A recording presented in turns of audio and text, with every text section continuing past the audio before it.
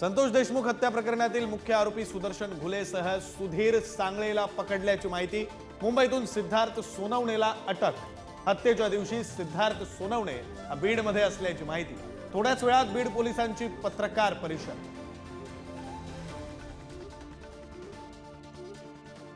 पकडलेले आरोपी प्यादे, मुख्य आरोपी आका, फरार 2 आरोपींना पकडल्यानंतर आमदार सुरेश धस यांची प्रतिक्रिया।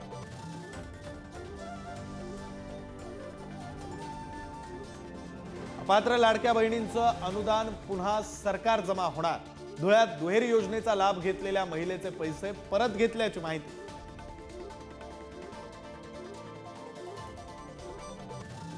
राजन साळवी यांना मातोश्रीवरून बोलावणं। माजी आमदार राजन साळवी भाजपच्या वाटेवर असल्याची चर्चा।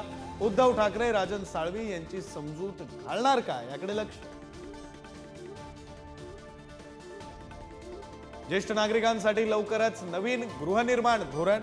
उपमुख्यमंत्री एकनाथ शिंदेंची घोषणा। तर गिरणी कामगारांसाठी 1 लाख घरं बांधली जाणार असल्याची ही माहिती।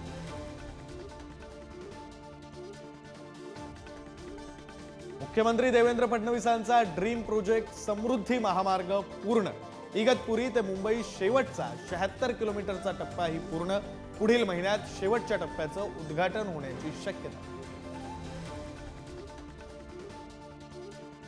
प्लास्टिक विरोधात मुंबई महापालिका ऍक्शन मोडवर। प्लास्टिक वापरल्यास आता विक्रेत्यांसह ग्राहकालाही होणार दंड।